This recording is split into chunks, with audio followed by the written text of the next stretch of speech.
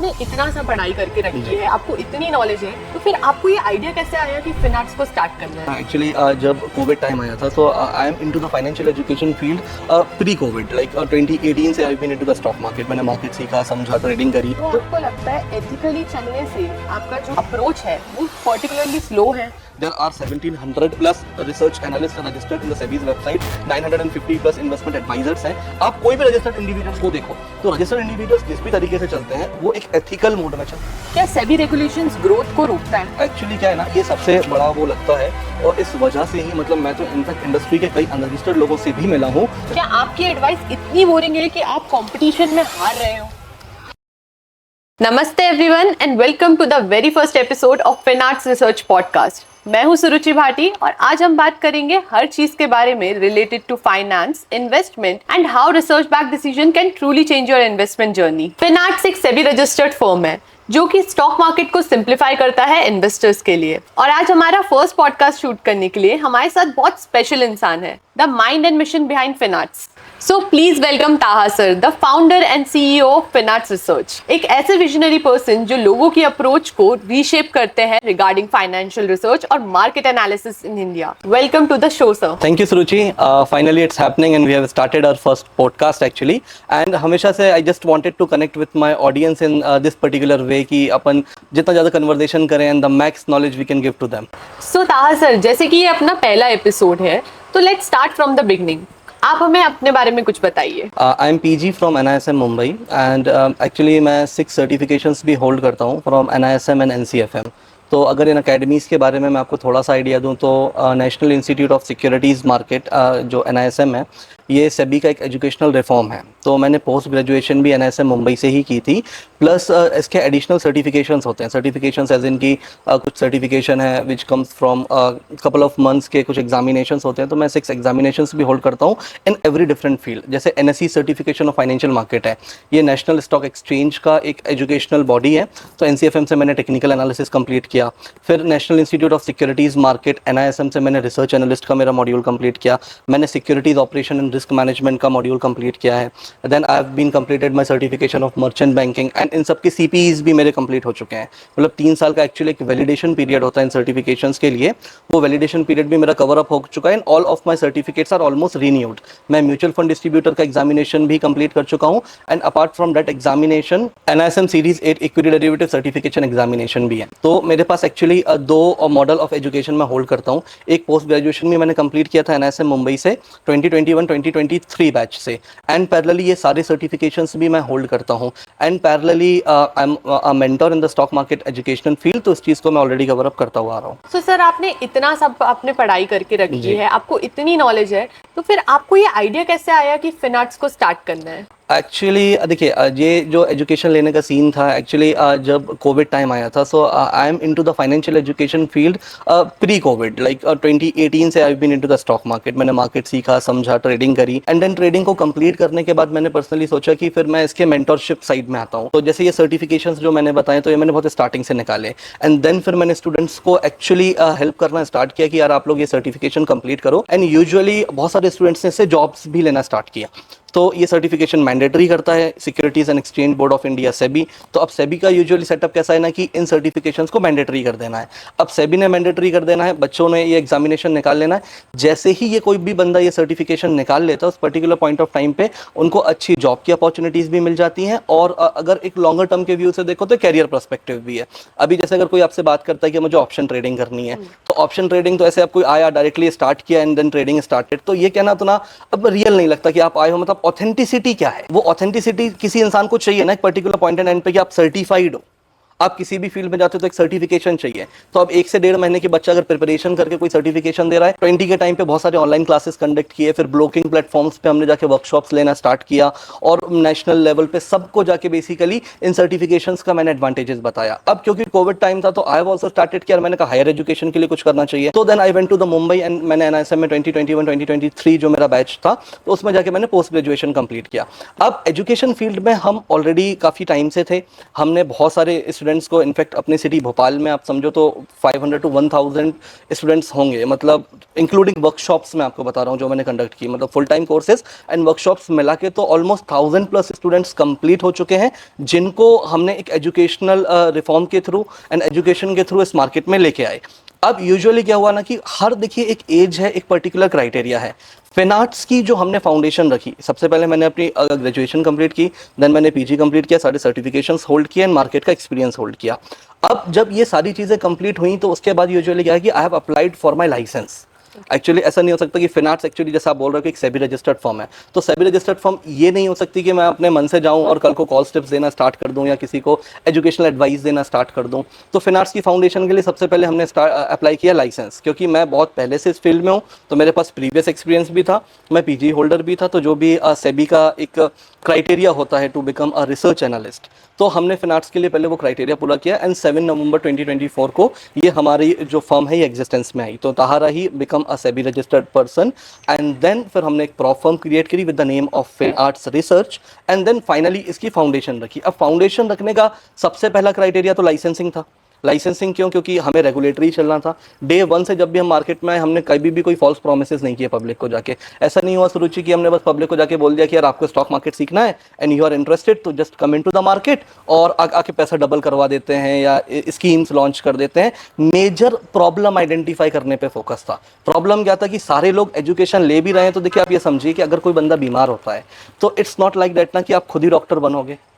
अब आज की डेट में आयुर्वेदा है, एलोपैथी, बहुत सारी चीज़ें हैं, लेकिन हर बंदा पूरी मेडिकल साइंस तो खुद नहीं पढ़ सकता, ना ही वो पूरी पढ़ सकता है। तो जब अगर वो पूरी पढ़ नहीं सकता तो वो खुद अपना पूरा इलाज भी नहीं कर सकता, भले ही वो सोशल मीडिया पे, यूट्यूब पे कितना ही देख ले।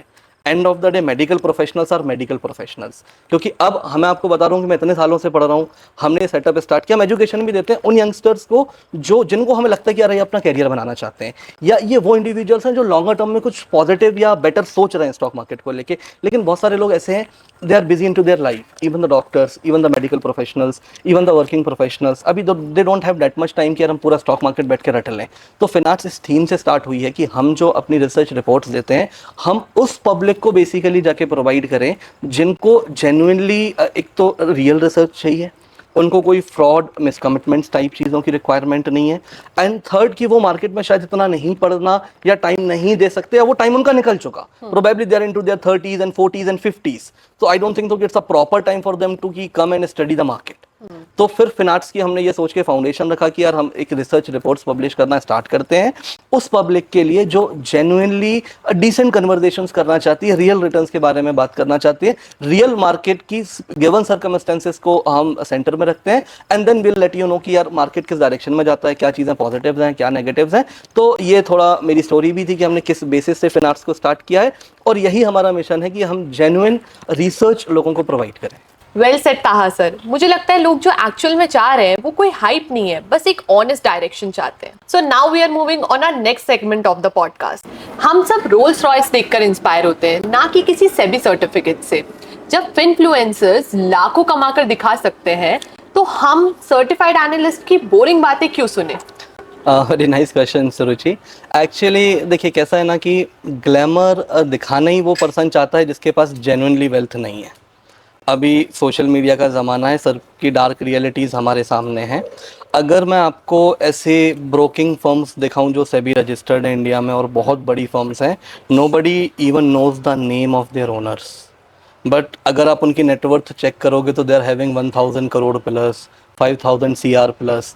तो एक्चुअली क्या होता है ना कि ये एक पर्सपेक्टिव है आज के ज़माने में ग्रीड सेल करने का, लालच बेचने का। और हाँ, जितनी भी कार्स अगर आपको स्पेसिफिकली दुबई की दिख रही हैं, 90% ऑफ देम आर रेंटेड। तो ये एक स्ट्रक्चर है, लोगों को बना दिया गया है इन्फ्लुएंसर कम्युनिटी में। बट हाँ, to be very true, I am not questioning every influencer, because there are lot many influencers, even एक तो मेरे ही सुपर सीनियर हैं NISM से, and lot many persons are also there जो genuinely real education, real research provide करने में लगे हुए हैं। बट हाँ, दिस जो ये पॉइंट है, ये अपने आप में ग्रीड सेल करने का पर्सपेक्टिव है।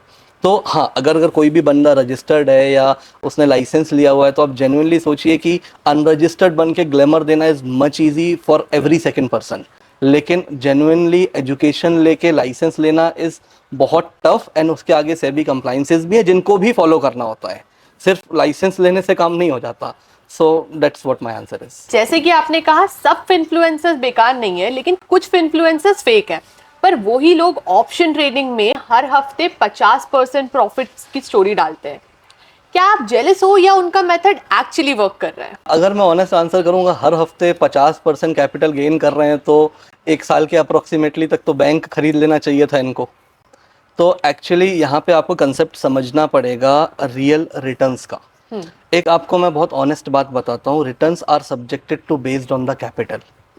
आपके पास कितनी कैपिटल है उसके अकॉर्डिंगली रिटर्न की बात होगी। अभी एक देखिए, मेजॉरिटी ऑफ द थीम क्या है ना, जितने लोग भी इनसे इन्फ्लुएंस्ड हैं with so called influencers and everyone, वो लोग इन्फ्लुएंस हैं जिनके पास जेन्युइन कैपिटल नहीं है और वो एक विजन, एक सपना देखना चाहते हैं मार्केट में अमीर बनने का। वो एक सपना देखना चाहते हैं कि यार मार्केट में आएंगे ना तो हम करोड़पति होने वाले हैं। वो जो ड्रीम लेके आते हैं ना, तो अब उनके पास कैपिटल है, लेट्स सपोज 20,000, 50,000, 1 लाख रुपीस। अब जिसके पास 1,50,000 रुपए ना, इस पर्सन को पैसा डबल भी करना है।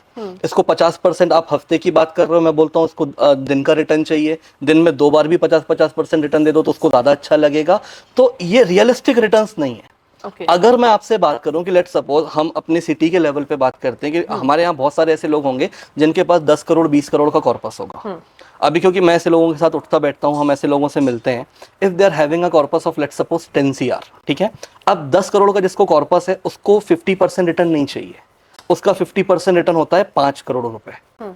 अब अगर आप देख लो किसी भी एक पर्सन को, या आप इसको डिवाइड कर लो ईयरली से, तो ये अच्छे खासे एजुकेटेड पर्सन का एज एन एक्सपीरियंस भी ये पैकेज नहीं पहुंच पाता है हमारी कंट्री में।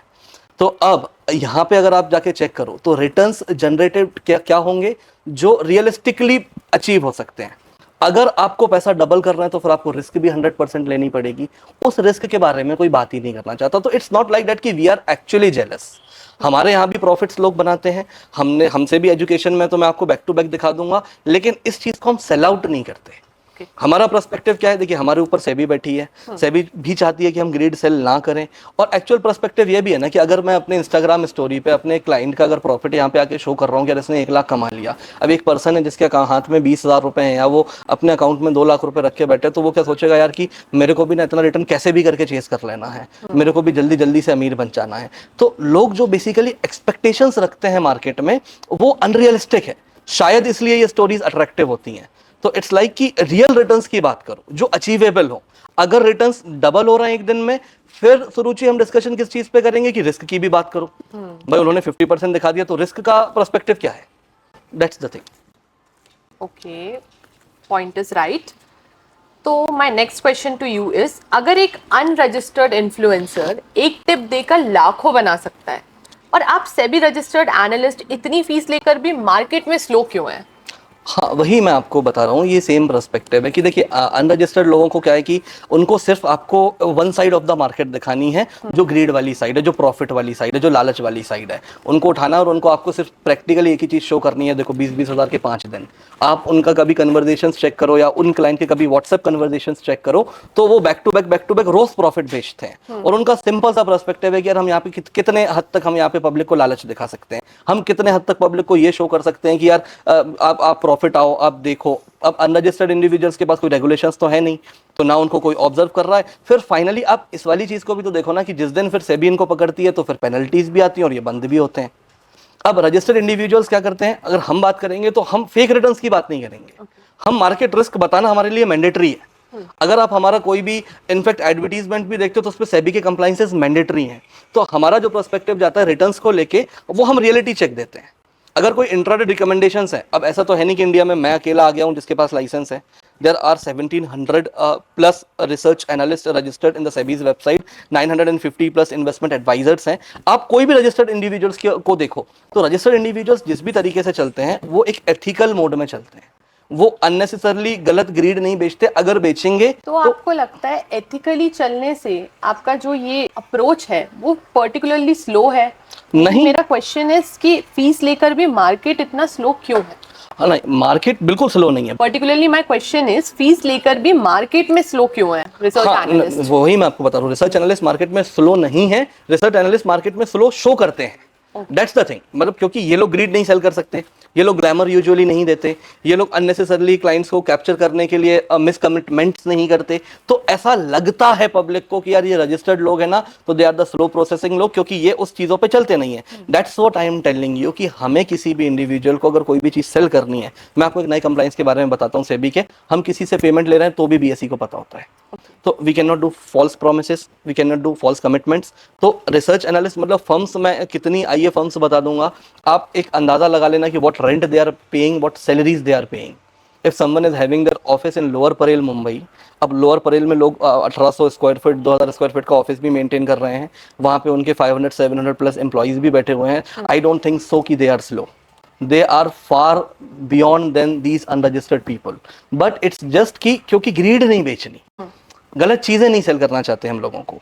तो फिर प्रोस्पेक्टिव कहाँ जाता है कि यार हम जो चीज देंगे हम उस प्रोस्पेक्टिव पे नहीं लेके जाना चाहते किसी क्लाइंट को कि आप इस बात पे हमारे पास आओ कि हम आपको करोड़पति बना देंगे। हम इस बात पे लेना चाहते हैं कि market is subjected to the risk and returns. सिर्फ रिटर्न रिटर्न्स की लालच की बातें क्यों करता है हर इंसान? आप मार्केट के रिस्क को लेके भी तो थोड़ा सा डिस्कशन करो, क्योंकि होता क्या है, अभी ये लोग फास्ट दिख रहे, बट कभी आप इनके क्लाइंट्स का दर्द देखो, वो नहीं दिखाते ना, वो तो हमारे पास आते हैं ना। फिर हम एजुकेटर थे, लोग हमारे पास आके बोलते हैं सर 5 लाख चला गया, सर 20 लाख चला गया। अपने भोपाल में Bhopal school of social science जो BSSS कॉलेज है, करंटली भी मेरा MOU साइन है, वहाँ पे मैं एजुकेशन क्लासेस लेता हूँ। वहाँ का एक स्टूडेंट था, उस स्टूडेंट के पेरेंट ने उसको 15 लाख रुपए रखने को दिए। उन्होंने बोला कि यार एक यहाँ पे फ्लैट खरीदना था उनको, तो अब क्योंकि यूजुअली पापा लोग कहते हैं कि इतने टेक वाले नहीं होते, उन्होंने अपने बच्चे के अकाउंट में दे दिए। उस बच्चे ने ऑप्शन ट्रेडिंग कर डाली, ऐसे ही किसी इंसान से इन्फ्लुएंस होके। अब 15 लाख में तो उसने 7 लाख रुपए का लॉस कर लिया। देन पर्सन कॉल्ड मी कि सर अब इस पैसे को डबल करा दो। तो दैट्स अ डिफरेंट स्टोरी। मैंने कहा अब ये क्या डबल कराने का कोई स्कीम नहीं रन करते यूजुअली हम, बट अब समझो, अब ऐसे न जाने कितने लोग इस देश में लॉस करके बैठे हैं। वो ये कभी डिसाइड नहीं करेंगे, ना ये डिस्क्लोज करेंगे आके यार वो फ्लैट खरीदने वाला था, इनका मेडिकल का पैसा था, इनका इस चीज का पैसा था जो हमने डुबा दिया। तो ये वन साइडेड है। आप कभी सेबी साइड आओगे तो आपको स्लो ग्रोथ नहीं दिखेगी, ग्रोथ तो इनसे बहुत आगे ऑलरेडी ये मार्केट एग्जिस्ट करता है और फार बियॉन्ड है हमारे यहाँ के रेगुलेटेड लोग इनसे। बट इट्स जस्ट कि वो ग्लैमर शो नहीं करते, वो अननेसेसरली उनको इन चीजों की रिक्वायरमेंट नहीं होती। That's the point. क्या सेबी रेगुलेशंस ग्रोथ को रोकता है? हाँ सुरुचि, देखिए एक्चुअली क्या है ना, ये सबसे बड़ा वो लगता है, और इस वजह से ही मतलब मैं तो इनफैक्ट इंडस्ट्री के कई अनरजिस्टर्ड लोगों से भी मिला हूँ जो इस चीज़ को एक्सेप्ट करते हैं यार सेबी का इतना रोना है ना, जिसकी वजह से ना हम काम नहीं करना चाहते, तो हम अनरजिस्टर्ड बन के इंडिया में रह के हमें ज़्यादा अच्छे से काम करना ईजी है rather than the registered person. अभी फिनार्ट्स रिसर्च की हमने फाउंडेशन रखी। As of now we have not opted any single one client, क्योंकि हम सारे कंप्लाइंसेस फॉलो कर रहे हैं। अब कंप्लाइंसेस में सेबी कोई दुश्मन नहीं है। मैं आपको कोर कंसेप्ट बताता हूं। सेबी का जो कोर कंसेप्ट है वो इस बात पे खड़ा है to protect the interest of the investors. अगर भारत सरकार की एक रेगुलेटरी बॉडी है जो इसलिए बनाई गई है कि निवेशकों के हित की सुरक्षा करे, हित की सुरक्षा एज इन की जो आपकी कैपिटल है ना उसको बचाना कोर प्रिंसिपल है सेबी का।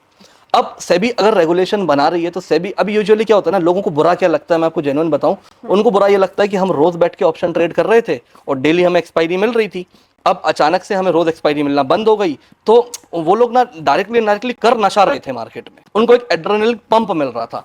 इस पंप के थ्रू अभी, क्योंकि मेरे पास स्टूडेंट्स हैं, मैं एजुकेटर हूँ, मैं जानता हूं कि कितने स्टूडेंट्स के साथ उनके कैपिटल लॉसेज हुए हैं, कितनों ने लैपटॉप बेचे हैं, कितने बच्चे सुसाइड के स्टेजेस पे खड़े थे, कितने लोगों को तो सर्टिफिकेशन निकाल के हमने जॉब पे लगाया कि हमने एक काम करो, अभी पहले 3-4-5 महीने जॉब करो, ये तो तुमने लाख रुपए। अभी आप समझो बिहार से कोई बच्चा अपने भोपाल में आता है, ठीक है, अब बिहार का बच्चा अगर भोपाल में आके पढ़ाई कर रहा है तो ऑब्वियसली उसके पेरेंट्स उसको स्पॉन्सर कर रहे हैं, parents are paying for everything. अभी उस पर्सन ने अपनी कॉलेज की फीस का लॉस कर दिया, अब ये लॉस हो गया।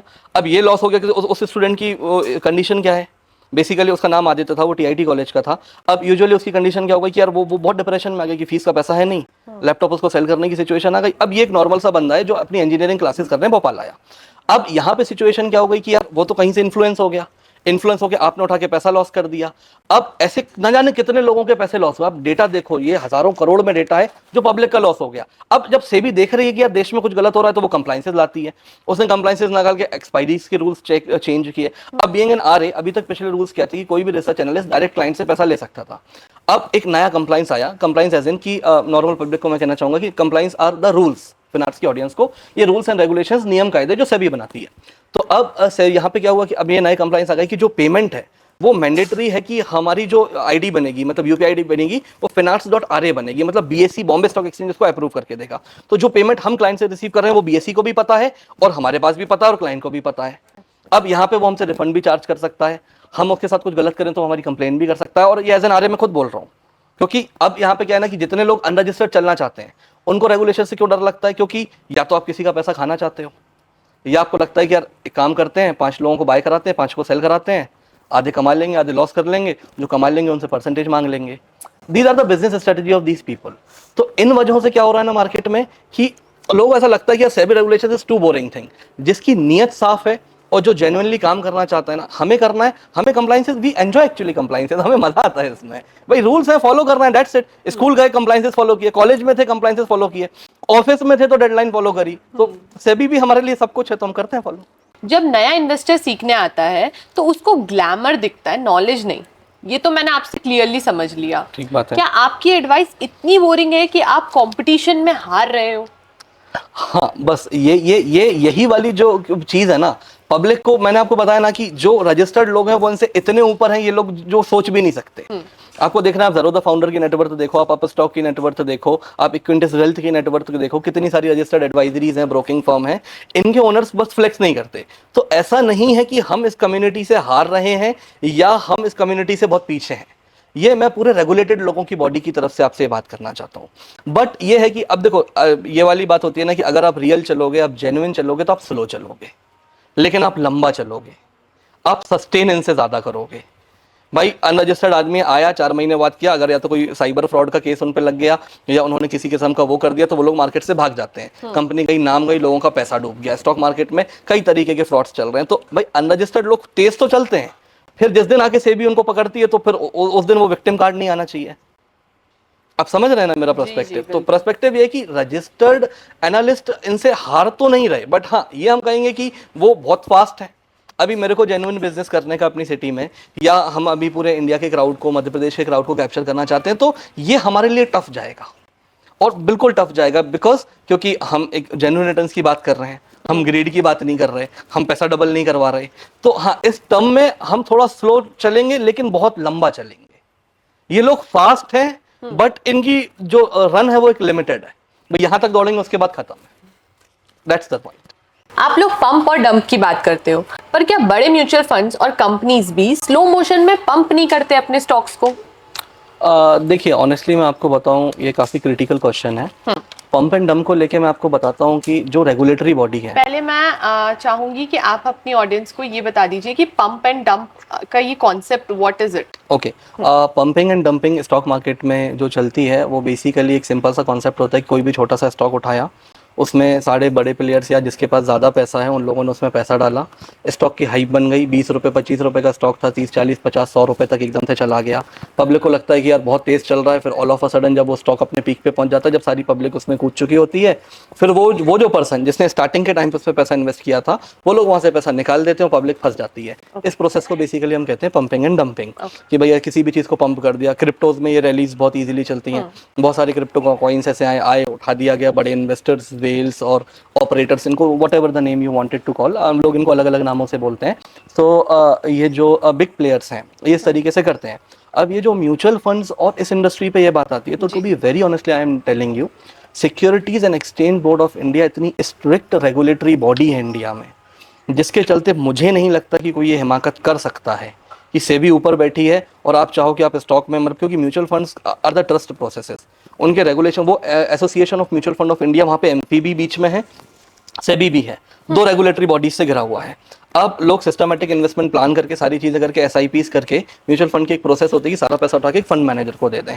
तो यहाँ पे जब रेगुलेटरी बॉडी बैठी है तो उसको इसी चीज़ पे, मेरे दोस्त लोग भी हैं, क्योंकि मैंने आपको बताया था कि मैं एनआईएसएम से पीजी हूँ, तो बहुत सारे लोगों की जॉब क्या एक्सचेंजेस में भी है।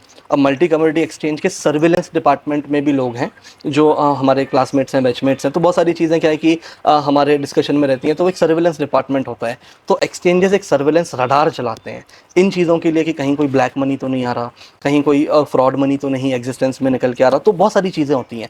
तो ये जो रजिस्टर्ड फंड्स है ना, इन पर ये सिर्फ इल्ज़ाम है लिटरली एक इल्ज़ाम है कि लोग उनको बोल देते हैं कि यार फाइनली उठा के ये फंड मैनेजर्स पैसे को उठा के गिरा देते हैं। It's not like that. ये रिटेलर यूजुअली आ जाते हैं मार्केट के ट्रैप में, या यूजुअली मैं बोलूँ तो इसके बारे में मैं डिटेल कन्वर्सेशन करूंगा, it will take a separate different topic, क्योंकि वो एक बड़ा कन्वर्सेशन है, पूरा कंसेप्ट मेरे को उठा के समझाना पड़ेगा कि ये चीज़ करती किस तरीके से काम है। लेकिन अगर मैं इन शॉर्ट में बोलूँ तो रेगुलेटरी बॉडी ऊपर है, ये इल्ज़ाम किसी भी एनालिस्ट फर्म और रजिस्टर्ड पे लगना बिल्कुल गलत है। अदरवाइज ये इनडायरेक्टली सेबी पे भी क्वेश्चन होगा कि यार रेगुलेटर ऊपर बैठा है और मार्केट में पंप एंड डंप चल रहा है। right. तो practically they are very very strict, जो इसमें तो ये मार्केट तो इससे फ्री है। Okay. Now we are moving on our next segment. तो my question to you is, दुनिया XAU, USD और बिटकॉइन में फास्ट मनी बना रही है। आप लोग अभी भी इंडियन मार्केट के स्लो और आउटडेटेड ग्रोथ स्टॉक्स की बात क्यों करते हैं? क्या ग्लोबल अपॉर्चुनिटी को इग्नोर करना चाहिए? बहुत अच्छा क्वेश्चन है आपका ये। एक्चुअली कैसा है ना कि अभी ये एक हाइप बन चुकी है आज के ज़माने में कि फॉरेक्स ट्रेडिंग एज इन के XAU USD ट्रेड कर रहे हैं। XAU USD is basically gold, ठीक है, जो ट्रेड होता है यूएस करेंसी में। अभी कोई सेबी रजिस्टर्ड ब्रोकर तो इंडिया में है नहीं जो जाओ USD को डायरेक्टली आके ट्रेड करवाए, ठीक है। अब टेंटेटिवली होता क्या है ना कि सेम चीज व्हेन इट कम्स टू कि XAU USD की जो प्राइस होती है कि अभी वो $3000 है, $3400 पहुंच गया, ये पर आउंसेस होती है।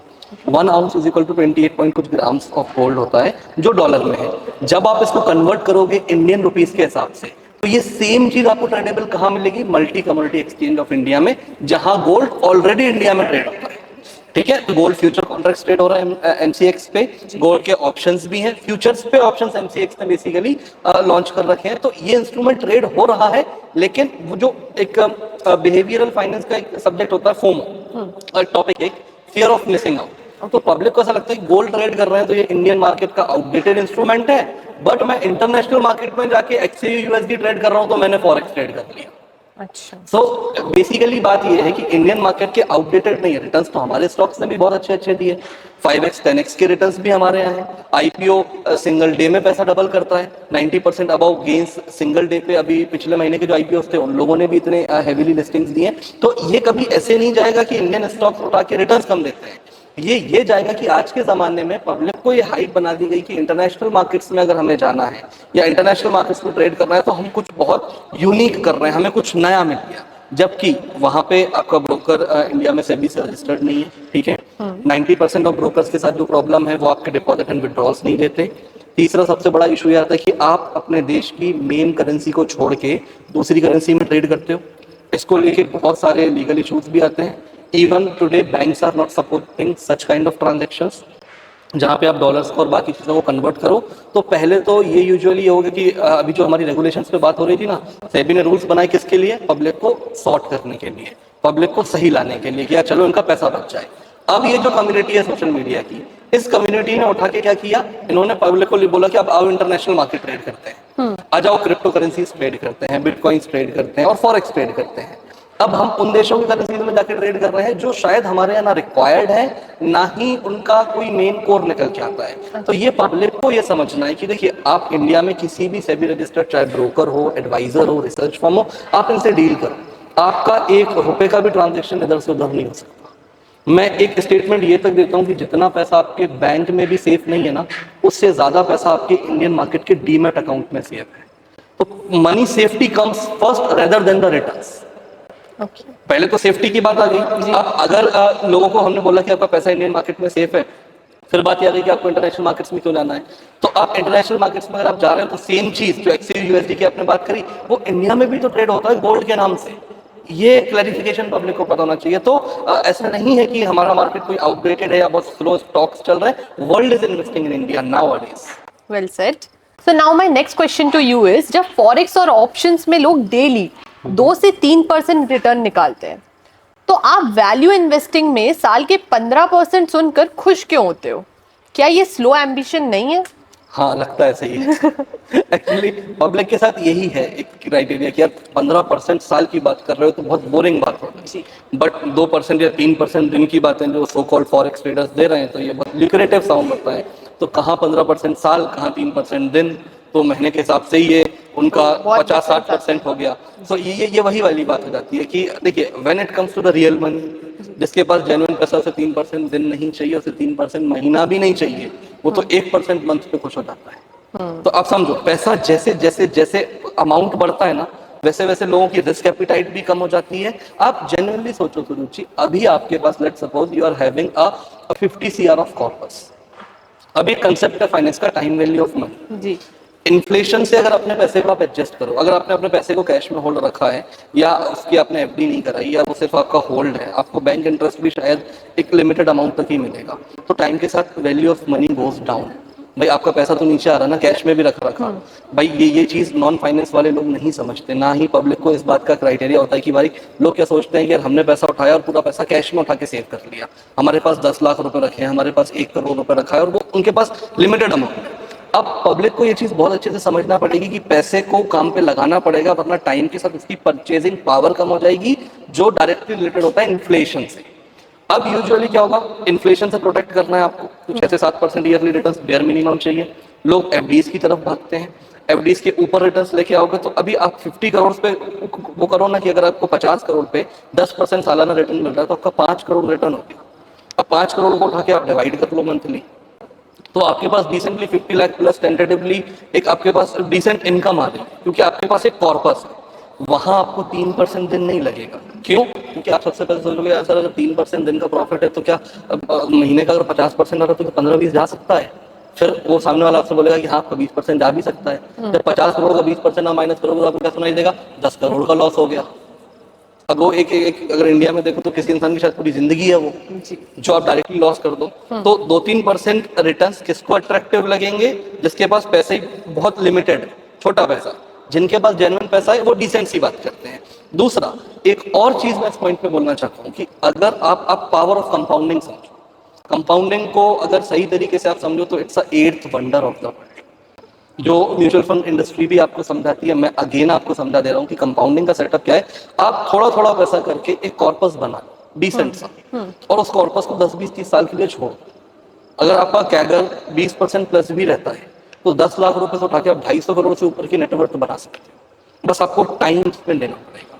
तो value investing is not a boring thing, it's about कि आप समझ क्या रहे हो और समझा क्या रहे हो। आपको सोचो बैंक्स आपको 7%, 8% साल का इंटरेस्ट पे कर रही, 9% पे कर रही, और कहाँ 3% दे। डोंट यू थिंक कि एक ऐसी हाइट है जो बस अट्रैक्ट करने के लिए तो बहुत अच्छी लग रही है और फिर सबका पैसा डूब जाना है और डूब रहा है। तो ये आजकल 10% 20% की बातें हैं तो डायनासोर के टाइम की लगती है। आजकल लोग क्विक मनी चाहते हैं। क्या लॉन्ग टर्म इन्वेस्टिंग सिर्फ उन लोगों के लिए है जिनको ट्रेडिंग करना नहीं आता? हाँ, लोग इसी चीज को ये समझते हैं कि यार इन्वेस्टर्स बन जाते हैं। देखिए एक्चुअली पता क्या है ना, ट्रेडर की जर्नी है।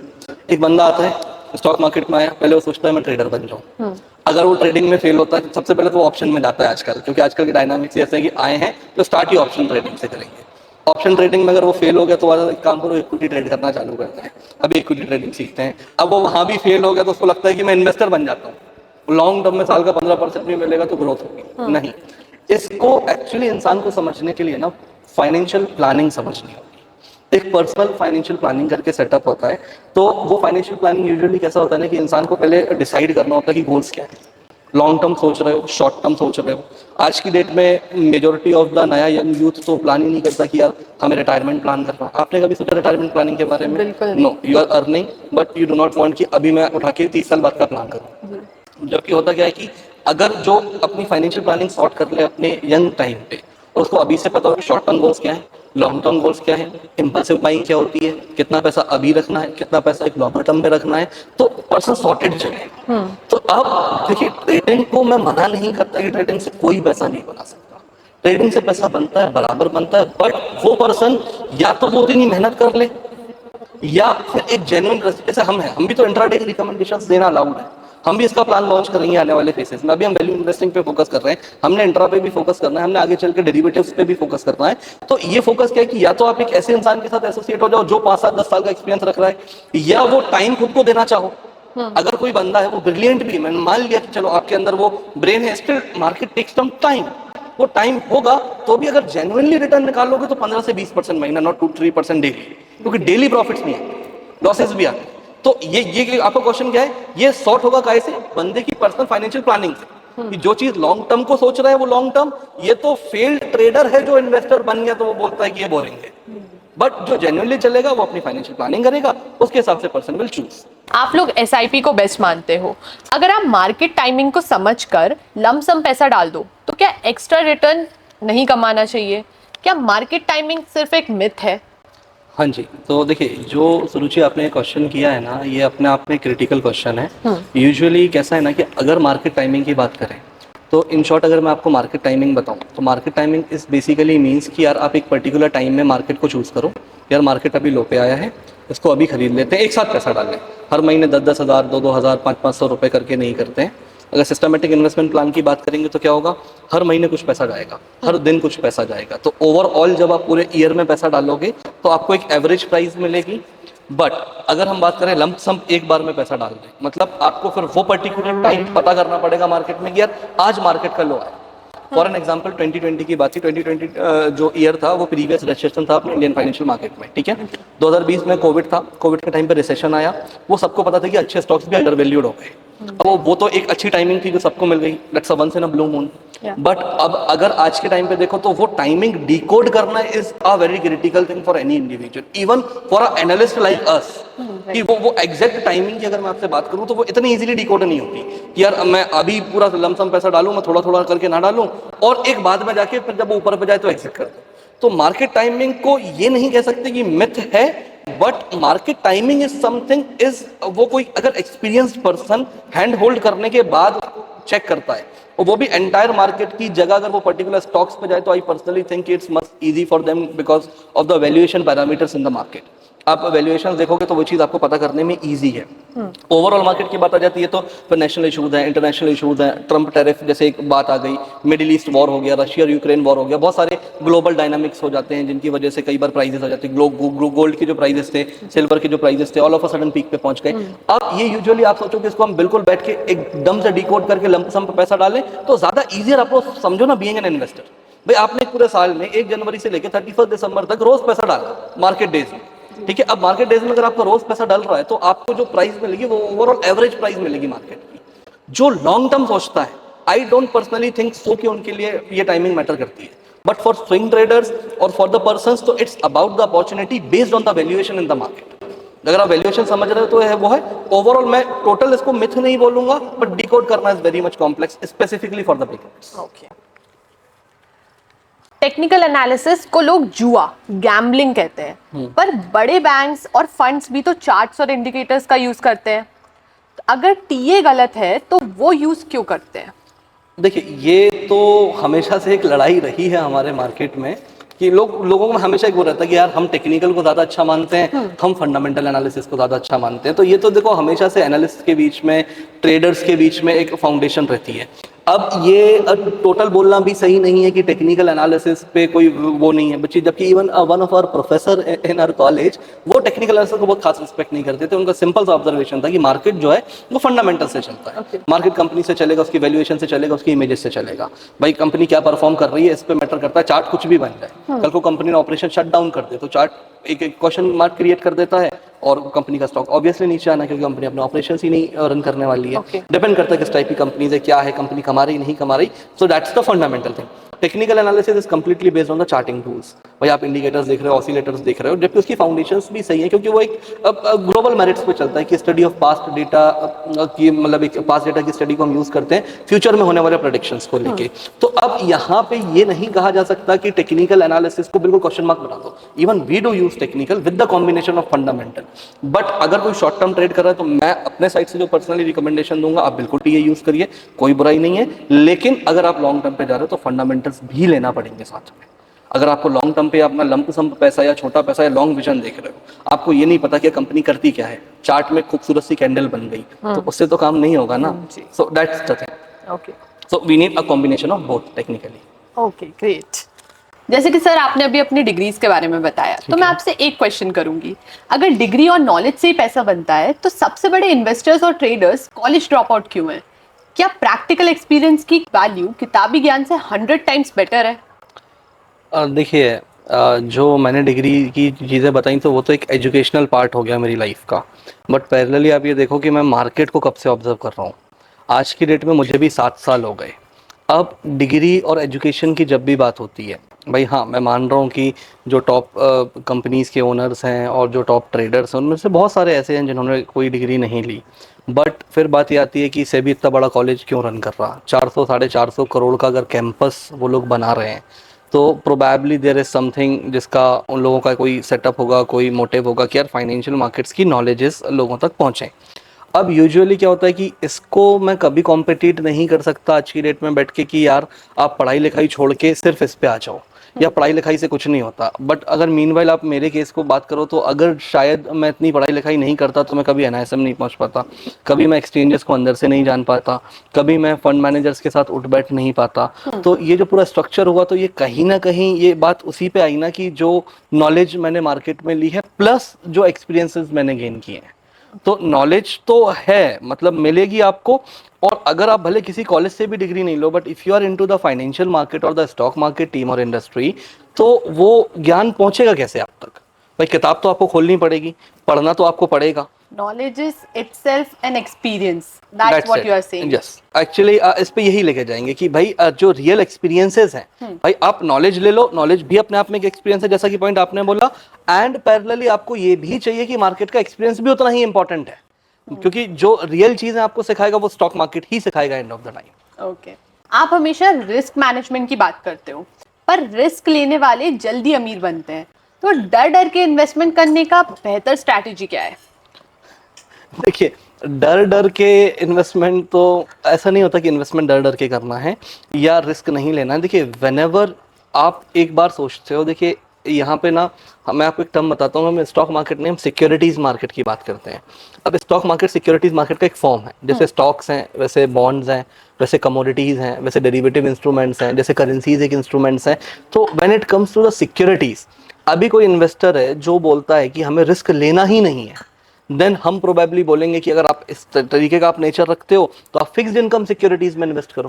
फिक्स्ड इनकम मतलब फिक्स्ड इनकम, आप क्रेडिट रेटिंग एजेंसीज के पास जाओ, आप चेक करो कि स्टॉक जो पर्टिकुलर बॉन्ड है उसकी क्रेडिट रेटिंग कितनी है, then you can go for the fixed income setup. तो ये तो फिक्स्ड इनकम है। अब अगर आप स्टॉक्स में आए हो, अब फिक्स्ड इनकम में जैसे एफडीज में है या जो बैंक्स है जो फिक्स्ड इनकम की बात करते हैं, तो लिमिटेड रिटर्न है 7% ईयरली, 8% ईयरली, 9% ईयरली, ईयरली है ना। अभी आपको चाहिए कि रिटर्न इससे ज्यादा बढ़े, जैसे ही आपने सोचा कि नहीं अब इससे ऊपर के रिटर्न का यू आर चेसिंग, तो अब आगे के रिटर्न चेस करोगे तो व्हाट यू आर एक्सपेक्टिंग कि 11%, 12%, 14%, जैसे निफ्टी का क्या अगर 14% साल का है, अब आप उसको अगर बीट करके अल्फा जनरेट करना चाह रहे हो मार्केट में और 14% के ऊपर रिटर्न निकालना है, तो रिस्क लेना पड़ेगा। अब यहाँ पे आपको रिस्क आई। अब अगर आपको चाहिए कि 14% हम महीने का लाएं, तो आपको ट्रेडर बनना पड़ेगा। जब आप ट्रेडर बनोगे तो रिस्क आपकी और बढ़ गई। हैरी मार्कोविट्स, जिन्होंने मॉडर्न पोर्टफोलियो थ्योरी की फाउंडेशन रखी थी, उन्होंने एक बहुत डिटेल्ड में एक्सप्लेन किया है कि इन्वेस्टर्स फेस करते हैं trade off between the risk versus returns. तो आपको ये तो इन्वेस्टर चूज करेगा ना खुद बैठ के। हम ये नहीं चाहते कि आप डर के इन्वेस्ट करो, भाई higher the risk higher the return. हमने इतना लंबा मार्केट डिस्कस किया, पूरे मार्केट डिस्कशन में क्या पहुंचा कि यार सेबी एक रेगुलेटरी बॉडी है, उस रेगुलेटरी बॉडी के रजिस्टर्ड ब्रोकर्स हैं, रजिस्टर्ड एडवाइजर्स हैं, रजिस्टर्ड रिसर्च एनालिस्ट हैं लाइक अस, और हम लोग मिलकर बेसिकली एक रेगुलेटरी बॉडी को रिपोर्ट करते हैं और पब्लिक को सर्व करते हैं। अब यहाँ पे अगर इन्वेस्टर्स हमारे थ्रू आ रहा है तो उसकी रिस्क कम हो गई, क्योंकि हम अपने मन की चीजें नहीं चला सकते, कोई ब्रोकर किसी भी इन्वेस्टर का पैसा नहीं खा सकता, वो हमारी कंप्लेन कर सकता है, इस सब के लिए सेबी अलाउ करती है। अब मीनवाइल आपका जो पिछला थोड़ी देर पहले आपने क्वेश्चन पूछा था regarding the forex, regarding the crypto currencies, ठीक है, अब वहां पे अगर आप जाओगे तो आपको अलग अलग टाइप की रिस्क आ गई। अब यहाँ पे रिस्क की बात आई है तो थोड़ा सा रिस्क को समझते हैं। अब वहां पे कौन सी रिस्क आ गई? सबसे पहले रेगुलेटरी रिस्क, आप रेगुलेशंस में नहीं आ रहे हो, जिस टाइप की आप रिस्क है। सेकंड, आपकी मनी सेफ्टी की risk, is there anyone who is giving you the guarantee कि हम आपको आपका पैसा विड्रॉल दे ही देंगे। कल को वो एप्लीकेशन, देखो पब्लिक क्या है, पब्लिक के साथ बेचारों के साथ दिक्कत क्या हो जाती है। मैं आपको एक जेन्युइन केस बताता हूँ। देयर वाज अ पर्सन, एक एप्लीकेशन है फॉरेक्स की एक्सएनएस नाम से, दैट वाज नॉट मतलब आरबीआई की रडार पे है वो एप्लीकेशन, आप समझो आरबीआई की अलर्ट लिस्ट में उस एप्लीकेशन का नाम था। उसके नए ऑपरेशंस भी इंडिया में बंद हो चुके। अब एक्सएनएस का जो सेटअप था वो को सेबी रेगुलेट नहीं करता, एक इंटरनेशनल कोई बॉडी है, कौन उसको चला रहा है पता नहीं, ठीक है। अब एक पर्सन मेरे पास आया कि तो सर ये भी ऐप स्टोर और प्ले स्टोर पे है, उसके आईफोन में एक्सएनएस भी चल रहा था, उसके आईफोन में अपस्टॉक्स भी चल रहा था। तो पब्लिक को तो ऐसा लगता है कि दोनों यार ऐप स्टोर प्ले स्टोर पे आ गए, मतलब they both are legal and regulated. Upstox में मैं ये बोलता हूँ कि आपका पैसा आपके बैंक से ज्यादा सेफ है क्योंकि ऊपर से भी बैठा है। एक्सएनएस में मैं क्या वो खुद नहीं बता सकते कि आपका पैसा सेफ है कि नहीं। तो अब यहाँ पे बात क्या आ गई, अब ये वाली कौन सी रिस्क हो गई भाई, आपको क्रेडिट की रिस्क आ गई। यहाँ पे सामने वाला आपको पैसा देगा भी कि नहीं देगा। अब ये सारी रिस्क अगर आप बढ़ा रहे हो आप रेगुलेटरी रिस्क ले रहे हो, ये रिस्क तो आपको रिटर्न भी ज्यादा मिल रहा है। वो जो आपकी 2% 3% वाली बात है, तो डर के इन्वेस्टर्स वाली बात नहीं है। बात ये है कि इन्वेस्टर्स किस लेवल पे रिस्क ले रहे हैं। आप समझदारी से ऐसी रिस्क तो लो जो आपको सूट भी करे और उसके अकॉर्डिंगली आपका फेस ऑफ भी सही हो जाए रिस्क वर्सेस रिटर्न्स में। अब अगर अननेसेसरली रिस्क ले ली कि एप्लीकेशन ने पैसा नहीं दिया, ये मेरे हिसाब से तो अनअवेयरनेस है रिटेल ट्रेडर्स की और उन भोले भाले इन्वेस्टर्स की जो शायद मार्केट नहीं समझ पा रहे हैं या उनको कोई बता नहीं पा रहा। यही तो हमारा इंटेंशन है, हम आए क्यों यहाँ पे। हमारा रीजन ये है कि हम यहाँ पे वो सारी बातें पब्लिक को बता पाए कि भाई आप एक रेगुलेटेड पर्सन के साथ और एक अनरजिस्टर्ड या इरेगुलेटेड पर्सन के साथ या कोई ऐसा इंडिविजुअल है जो आउट ऑफ कंट्री बैठ के किसी ऑपरेशंस को कर रहा है, तो आपको विड्रॉल एंड डिपॉजिट की गारंटी कोई दे रहा है? नहीं दे रहा, क्योंकि आपके पास रेगुलेटरी बॉडी नहीं है वहां पे। ठीक है, तो अब यहाँ पे एक और टाइप की रिस्क आ गई, मार्केट रिस्क होती है, सिस्टमैटिक रिस्क है, अनसिस्टमैटिक रिस्क है। तो ये तो पर्सन चूज करेगा ना कि मेरे को सिंगल स्टॉक लेना है, आपकी रिस्क ज्यादा है। आप 4 स्टॉक अलग अलग सेक्टर के ले रहे हो, रिस्क कम है। डाइवर्सिफिकेशन कैसा कर रहे हो, risk itself is a topic. अब मैं रिस्क पे भी बोलूंगा तो मेरे को रिस्क की प्रॉपर क्लासेस चालू करनी पड़ेंगी जो हम एजुकेशनल में चलते हैं कि भाई आप पहले मार्केट रिस्क को समझो, इसमें कितने टाइप की रिस्क है। लोगों को लगता है रिस्क इज इक्वल टू पैसा डूबना, तो उसको अगर इंसान जेन्युइनली समझे तो फिर कभी ये क्वेश्चन नहीं आएगा ऑनेस्टली कि डर के इन्वेस्ट कर रहे हैं। डर तो वहीं खत्म हो गया जब आपको ये पता चल गया कि आपका फंड सेफ है। यहां से आपका डर सेग्रीगेट कर दिया हमने। अब सेकेंडरी बात क्या है कि आपको सही रिसर्च चाहिए, या आप खुद कर लो या हमसे ले लो, वो दोनों चॉइस इंडिविजुअल्स की हैं। That's the point. क्या स्मॉल कैप स्टॉक्स में पैसा डालना गैम्बलिंग है या ये फ्यूचर वॉरेन बफेट स्टॉक्स ढूंढने का स्मार्टेस्ट वे है? देखिए, वॉरेन बफेट सर को तो दुनिया एक अपने आप में इन्वेस्टिंग गुरु मानती है। इवन हम भी, चार्ली मंगर सर हो गए, वॉरेन बफेट सर हो गए। अभी कैसा है ना कि market capitalisation is basically based on the companies valuations perspective. अगर कंपनी की मार्केट कैपिटलाइजेशन है, एक्चुअली स्टॉक सेग्रीगेटेड है, लार्ज कैप है, मिड कैप है, स्मॉल कैप है। अब यूजुअली क्या, देखो पब्लिक के अंदर एक मिथ है दिमाग में कि यार देखो 2 रुपए का स्टॉक है, बहुत सारी पब्लिक को क्या चाहिए कि पेनी स्टॉक मिल जाए जी। पेनी स्टॉक ढूंढने का उनका एक इंटेंशन क्या होता है कि एक वो लॉटरी टिकट मिल जाए जहाँ मैं 2 रुपए डालूंगा 200 रुपए पे निकल जाए। अब यूजुअली क्या होता है ना कि ये मैं नहीं मना करता किसी को बैठ के कि आप स्मॉल कैप में इन्वेस्ट मत करो, या ये भी बात सच नहीं है कि अगर आप पेनी स्टॉक्स या स्मॉल कैप स्टॉक्स ले लो तो यही स्टॉक आपको मार्केट वैल्यूएशन में बिल्कुल करोड़पति बना देंगे। क्योंकि 2 रुपए का स्टॉक 200 रुपए जाना तो वो 100 गुना रिटर्न्स की बात होती है। जो जैसे इंसानों को आप क्या लगता है, जैसे वो सस्ता बिटकॉइन हमारे हाथ से चूक गया ना, उन्होंने कहा वो बेसिक सी करेंसी थी, आज करोड़ों रुपए के ऊपर जाके ट्रेड होती है। तो जो सस्ते बिटकॉइन का एक रिग्रेट रह गया है पब्लिक में, वो रिग्रेट पूरा करने इंसान आ जाता है पेनी स्टॉक्स के अंदर कि आओ पेनी स्टॉक्स को बैठ के ट्रेड करते हैं, छोटे स्टॉक्स में बैठ के काम करते हैं। तो अब पेनी स्टॉक्स का कंसेप्ट कैसा होता है सुरुचि, कि इट्स नॉट अबाउट कि आप वॉरेन बफेट सर बनने की जगह या आपको सोचो कि मैं पेनी स्टॉक्स ले लूं। आपको समझना पड़ेगा कि कंपनी का बिजनेस मॉडल क्या है। आपको इकोनॉमिक एनालिसिस करना पड़ेगा, आपको इंडस्ट्री एनालिसिस करना पड़ेगा, आपको वैल्यूएशन निकालना पड़ेगा। वॉरेन बफेट सर का ही एक स्टेटमेंट है, प्राइस इज व्हाट यू पे, value is what you get. Price आप पे कर रहे हो बट आपको क्या उसकी वैल्यू मिल रही है, ये एक डिफरेंस है भाई। प्राइस आपने पे कर दी, अभी आप समझो एक कंपनी का स्टॉक है 100 रुपए पे ट्रेड हो रहा है, या पेनी स्टॉक की बात कर लेते हैं, 5 रुपए पे स्टॉक ट्रेड हो रहा है, बट क्या 5 रुपए उस कंपनी के स्टॉक की वैल्यू है? अब वैल्यू डिपेंड करती है सारे पैरामीटर्स पे, कंपनी आज कैसे चल रही है, फ्यूचर वाले आउटकम्स में कैसे चलेगी, कंपनी के मैनेजमेंट का पर्सपेक्टिव कैसा है। अगर आज कंपनी का कोई एक्सवाइजेड ऑपरेशनल है या सर्विस प्रोवाइडर है तो कंपनी किस टाइप की कंपनी है। अब ये जो कंपनी के सारे पैरामीटर्स आ गए तो फिर ये समझना कि आज की करंट इकोनॉमिक सिचुएशन में क्या उस कंपनी पे कोई इंपैक्ट है। ये जो अभी ट्रेड वॉर चल रहे हैं, टैरिफ वॉर चल रहे हैं, जो ग्लोबल सिचुएशन चल रही है, इसका क्या उस कंपनी पे कुछ इंपैक्ट है।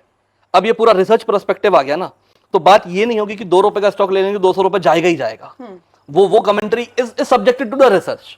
अब यहाँ पे हम दोनों जगह पे ओपन है, रिसर्च आप खुद कर लो, रिसर्च आप अगर खुद नहीं कर सकते हो तो आप हमारे जैसे एनालिस्ट की हेल्प ले लो, दोनों प्रोस्पेक्टिव बेटर है। बट अगर कोई भी बंदा इस बात के मेरिट पे खड़ा है आज की डेट में कि यार हम बिना रिसर्च करके सिर्फ इस मेरिट पे स्टॉक ले लेते हैं कि सस्ता स्टॉक है, या एक आर्टिफिशियल इंटेलिजेंस की रील हमारे सामने आ गई, दैट पर्सन इज टेलिंग कि इस स्टॉक को ले लो 2030 तक करोड़पति बन जाओगे, this is a greed perspective.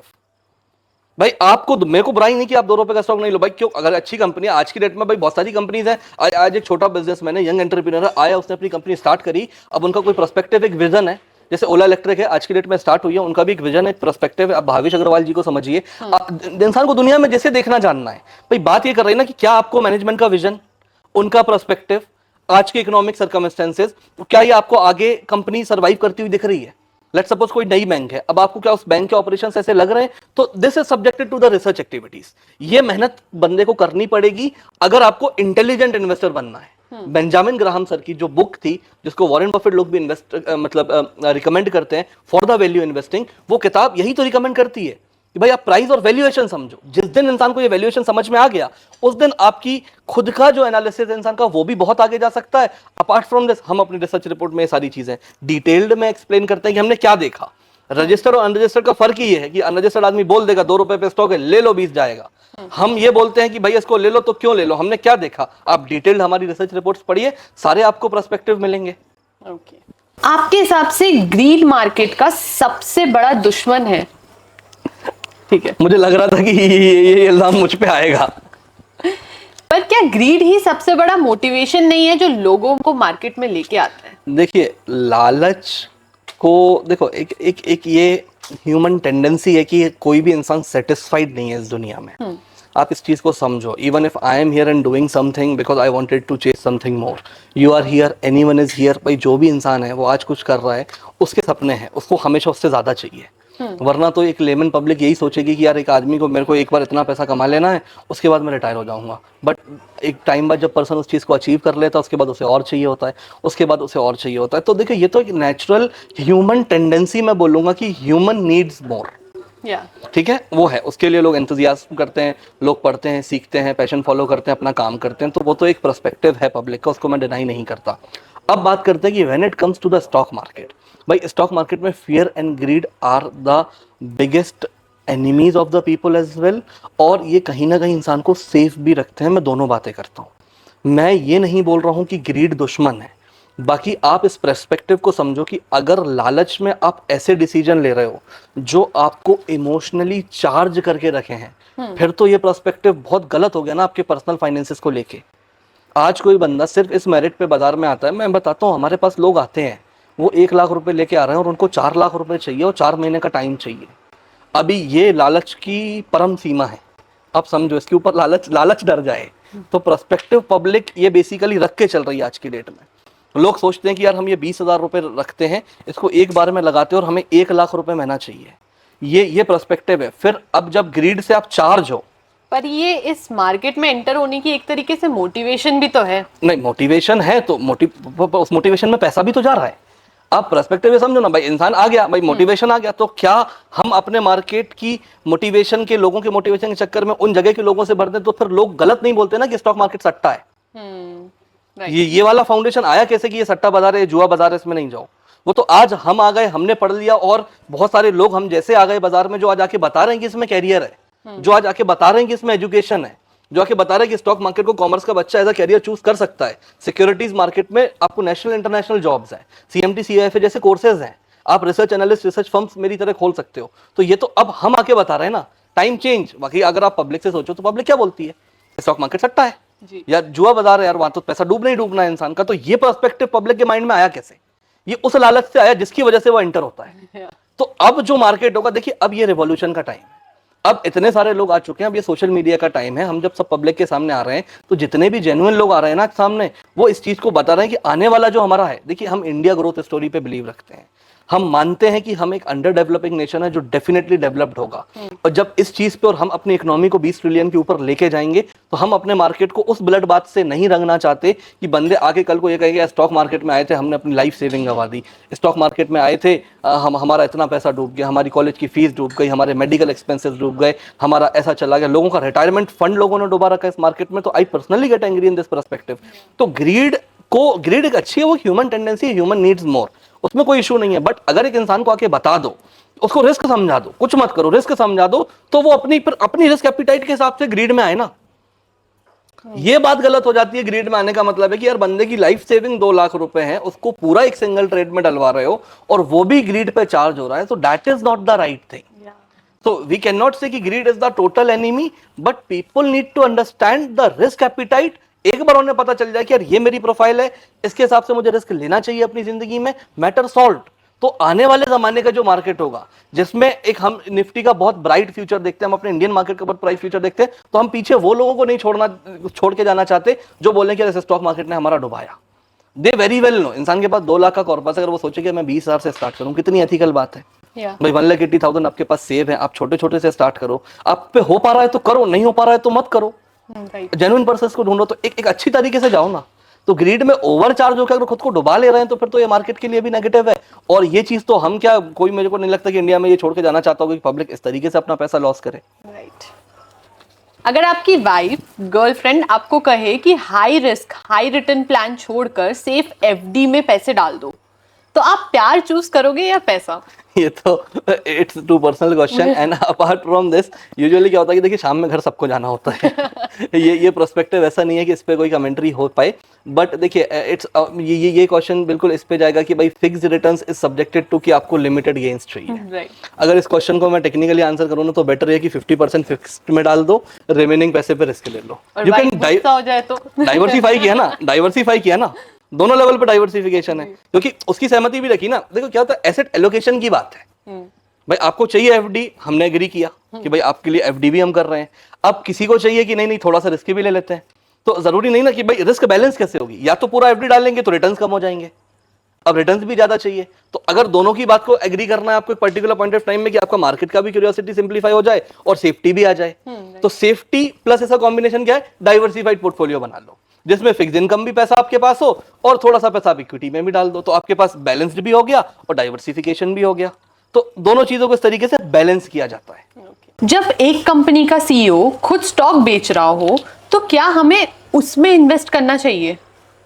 क्या इनसाइडर ट्रेडिंग हर कंपनी में आम बात है? नहीं, ये देखिए एक तो यहाँ पे पर्सपेक्टिव ये है कि इंडिया में this is not a common activity. Usually बीच में कुछ न्यूज़ेस आए थे, जैसे एलॉन मस्क है, अब उनका एक ट्वीट काफ़ी वायरल हुआ था बीच में जिसमें उन्होंने लिखा था Tesla stock prices are too high. But usually India में आप कभी ऐसे ट्वीट्स नहीं देखोगे कि फ्रॉम अम्बानीज के साइड से अगर ऐसे कोई ट्वीट्स आ रहे हैं या ओला इलेक्ट्रिक का ओनर ऐसा कुछ आके बोल रहा हो। तो यूजुअली यहाँ का पर्सपेक्टिव कैसा होता है कि यहाँ पे जो सीईओज हैं वो डायरेक्टली जाके पब्लिक को नहीं बोलते। क्यों? क्योंकि ऊपर रेगुलेटरी बॉडी से भी बैठी है, तो जब ऊपर ऑलरेडी एक रेगुलेशन है तो इंडिया में तो इस टाइप की एक्टिविटीज ज़्यादा होती नहीं है। ठीक है, अब इनसाइडर ट्रेडिंग यूजुअली क्या है, इनसाइडर ट्रेडिंग हमेशा से क्राइम था, आज भी insider trading as a questionable instrument. तो usually insider trading means what कि यार पब्लिक को इनसाइडर इन्फॉर्मेशन मिल जाए कंपनी के बारे में तो लोग पकड़े भी जाते हैं और बराबर तरीके से उनके साथ दिक्कतें भी आना स्टार्ट होती हैं। तो इनसाइडर ट्रेडिंग ऐसा नहीं कि इट्स अ कॉमन स्ट्रेटेजी कि नहीं हर कोई आ रहा है और इनसाइडर कर ले रहा है। एक एक चीज, एक एक इन्फॉर्मेशन कौन किससे कहाँ कनेक्टेड है, रेगुलेटरी बॉडी बैठी है और वो बहुत तेज इस चीज को सर्च करते हैं, चाहे वो किसी कंपनी का पर्टिकुलरली स्टॉक हो या अच्छा यहाँ के आपके क्वेश्चन का दूसरा मतलब ये भी निकल सकता है कि कंपनी का स्टॉक, कंपनी का ओनर खुद अपने स्टॉक्स बेच रहा हूँ एज इन कि वो प्रमोटर होल्डिंग सेल कर रहा हूँ। अगर वो प्रमोटर होल्डिंग सेल कर रहा है, क्योंकि इंडिया में ऐसा तो होता नहीं है कि वो आके अपने स्टॉक्स के बारे में बोल दें। Promoter holding is a different concept in India कि अगर प्रमोटर्स अपनी होल्डिंग्स के या अपने स्टेक्स को निकाल रहे हैं तो वो फिर फंडामेंटल वैल्यूएशन पे बात निकल के आती है कि यार why promoters are selling, what's the purpose of them to sell. उसका ऐसा इंटरप्रिटेशन करते हैं इन्वेस्टर्स कि यार कंपनी का मालिक ही अपनी कंपनी पे भरोसा नहीं कर रहा है तो फिर हम यहाँ बैठ के क्या करें। तो यहाँ पर एक बहुत डिफरेंस है between the insider trading and mosaic information. Insider trading is a crime कि प्रमोटर से अगर आपको कोई इन्फॉर्मेशन मिली जो पब्लिक में नहीं आनी थी उस पे ट्रेड कर दिया है तो वो तो आज नहीं तो कल पब्लिक पकड़ी जाएगी, वो क्रिमिनल ऑफेंस हो गया। अगर आपकी इन्फॉर्मेशन है, इन्फॉर्मेशन एज इन की एनालिसिस आप इस बात पे कर रहे हो कि प्रमोटर्स आर सेलिंग, अभी उसका आपको कोई रीजन पता चला कि यार कंपनी ऐसे ऐसी एक्टिविटीज नहीं कर पा रही है जिसकी वजह से या प्रमोटर्स ही अपनी कंपनी पे ट्रस्ट गेन नहीं कर पा रहे हैं, तो जब सिचुएशन ऐसी आ रही है कि प्रमोटर्स को अपनी कंपनी पे बैठ के वो भरोसा नहीं हो पा रहा है, then if they are selling in that scenario तो उससे आपने कुछ इंटरप्रिटेशन किया। अब मीनवाइल उसके बाद स्टॉक गिर भी जाता है तो ये इनसाइडर नहीं कैलकुलेट होगा, ये तो एनालिसिस हुआ ना आपका। तो एनालिसिस और इनसाइडर में फर्क है। इनसाइडर एक्यूट इन्फॉर्मेशन है कि ये काम कल होने वाला है और आपको इन्फॉर्मेशन आज है। अगर कोई ये एक्टिविटी कर रहा है दैट्स द इनसाइडर ट्रेडिंग और that's a crime. Warren Buffett कहते हैं कि बाय एंड होल्ड करो। अगर सब लोग ही होल्ड करेंगे तो मार्केट में लिक्विडिटी कहां से आएगी? क्या ये एडवाइस हिपोक्रेटिकल नहीं है? देखिए एक तो वॉरेन बफेट सर कोई हिपोक्रेटिकल एडवाइस मेरे हिसाब से दे नहीं सकते। पर्सपेक्टिव क्या है कि अगर एक मार्केट हेल्दी है तो हेल्दी मार्केट को रखने के लिए सब चाहिए, ट्रेडर्स भी चाहिए, इन्वेस्टर्स भी चाहिए, एक हेल्दी मार्केट को मेंटेन करने के लिए। ठीक है, जैसे जो किताबें जो फंक्शंस बोलती हैं कि अगर आपको एक हेल्दी डेरिवेटिव मार्केट चाहिए आज की डेट में तो उसके लिए लॉन्ग टर्म इन्वेस्टर्स भी चाहिए, ट्रेडर्स भी चाहिए, हेजर्स भी चाहिए। तो सब जब मिलते हैं, जब एक कॉमन मार्केट प्लेस आता है, बाय एंड होल्ड का जो स्टेटमेंट वॉरेन बफेट सर के साइड से आया था, that statement is for the value investing. भाई आप बाय एंड होल्ड कर रहे हो फॉर अ लॉन्गर पर्सपेक्टिव। और उनका जो स्टेटमेंट था वो इस बात को भी बोलता था कि if you are holding any asset, आपके पास इतना पोटेंशियल होना चाहिए कि वो बिजनेस ना 10 साल तक आप उसको होल्ड कर पाओ। भाई आप एक लॉन्ग टर्म विजन रख रहे हो वॉरेन बफेट सर के स्टेटमेंट पे कि यार जैसे लेट सपोज अभी artificial intelligence is something new, या कोई भी एक ट्रेंडिंग सा थीम आपने पकड़ा कि यार ये आने वाले इंडिया पे बहुत अच्छे से चलेगा, आने वाले टाइम पे लोग इससे बहुत पैसा बनाएंगे। अब जब उस चीज़ पे उठा के कोई पर्टिकुलर इंडिविजुअल इन्वेस्ट करना चाहता है तो सर का पर्सपेक्टिव था कि इसे होल्ड करो, बट यहाँ पे लाखों करोड़ों लोग हैं, भाई बाय एंड होल्ड है। किसी का होल्डिंग आज खत्म हुआ होगा तो कोई ने आज शुरू किया होगा, कोई आज किसी के 20 साल पूरे हुए होंगे मार्केट में, हम तो फिर भी काफी छोटे हैं, आज किसी के 50 साल पूरे हुए होंगे मार्केट में। अब वो पर्सन आज सेल कर रहा है और एक नया पर्सन आता है 20,000 रुपए लेके गया, चलो आज मैं इंट्रा करता हूँ, तो ये तो मतलब 12 crore plus demat account India में हो चुके हैं। तो ये तो करोड़ों लोगों का कॉम्बिनेशन है ना कि कौन कब ट्रेड कर रहा है। तो लिक्विडिटी पे दिक्कत नहीं आती, buy and hold statement as an की। अब ये वाली बात कब होती लिक्विडिटी पे कि जब सारे लोग मिलके आज ही बाय किया और आज सारे लोग मिलके एक ही दिन सेल करें। तो प्रैक्टिकली ऐसा क्यों नहीं होता? अभी आप समझो, अगर इस चीज को मैं समझाऊं लिक्विडिटी को, तो लोग समझते हैं कि artificial intelligence is a biggest threat to the market. AIs कल को आ गए तो एआईज अगर ट्रेडिंग करेंगे then what humans will do. भाई जो किताबें हमने सालों में पढ़ी उसको तो मिनटों का काम है जी। वो सारे प्रोस्पेक्टिव वो इजीली तरीके से कर सकता है, बट प्रोस्पेक्टिव कब होती है? If there is a single AI and lot of humans. अभी कैसा है कि अगर आप कोई एक एआई बॉट सेट करते हो कि यार मेरी स्ट्रेटेजी ये है, इसको पढ़ के इस पे पैसा कमाओ, market place is the place जहां सारे लोग कंबाइनली टुगेदर आते हैं।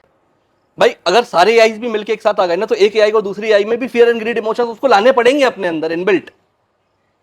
अदरवाइज कैसा होगा? अगर सारे लोग एक ही टाइम पे बाय करेंगे और एक ही टाइम पे सेल करेंगे तो वो तो प्रैक्टिकली चल ही नहीं सकती ऐसी चीज। वो तो फिर उस पे सर्किट लिमिट्स और बहुत सारे पैरामीटर्स है मार्केट के। तो मार्केट बनता ही कब है? जब हजारों लाखों करोड़ों लोग एक साथ आके उसमें पार्टिसिपेट करते हैं। तो लिक्विडिटी की वैसे भी अपने मार्केट में कोई दिक्कत नहीं है क्योंकि वॉल्यूम है एक स्टॉक्स में, बट ये मतलब प्रैक्टिकली ऐसा पॉसिबल नहीं कि आज ही मार्केट स्टार्ट हुआ है और उसी दिन जाके खत्म होगा। तो जब सारे लोग एक साथ आते हैं तो लिक्विडिटी पे मेरे को हिसाब से कोई इशू नहीं आना चाहिए।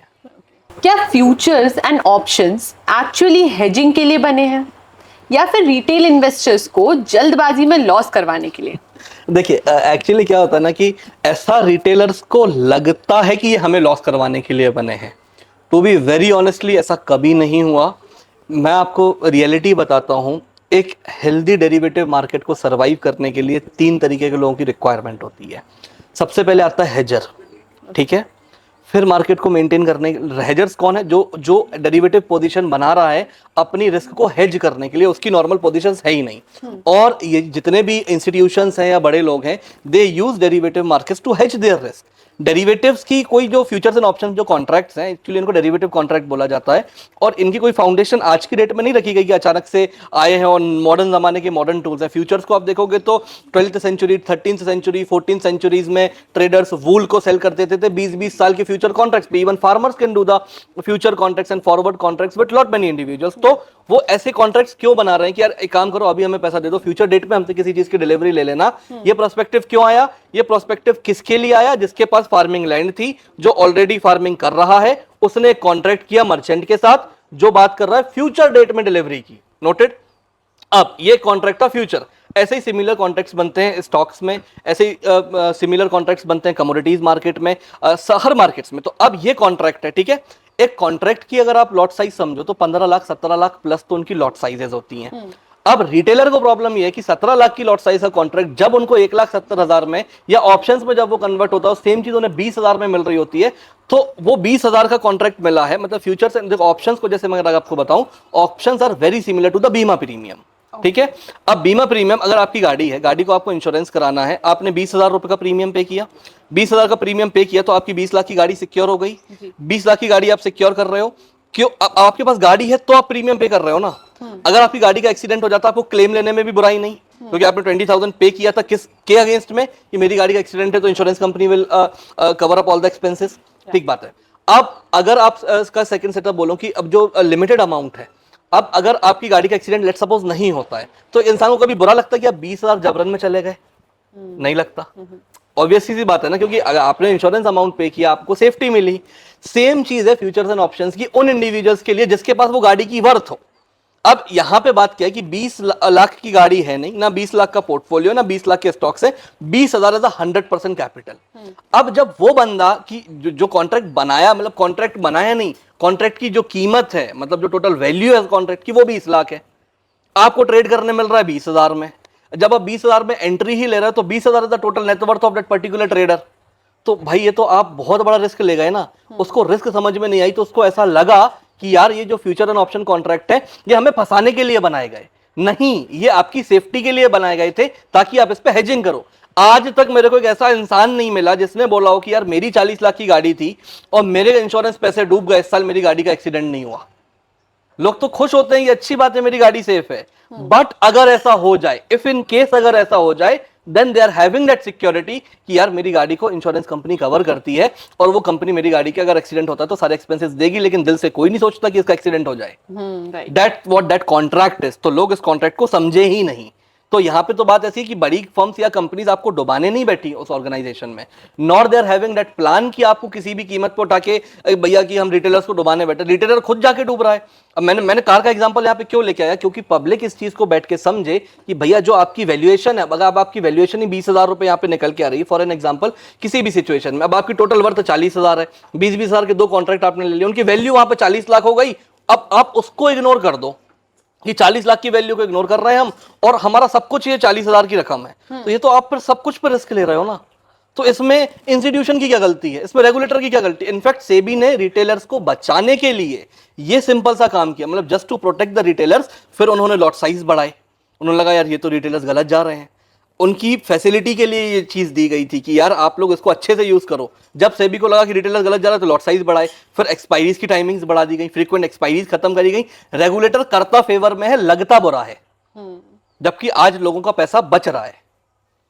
आपके हिसाब से स्टॉक मार्केट में सफलता की सबसे बड़ी चाबी क्या है?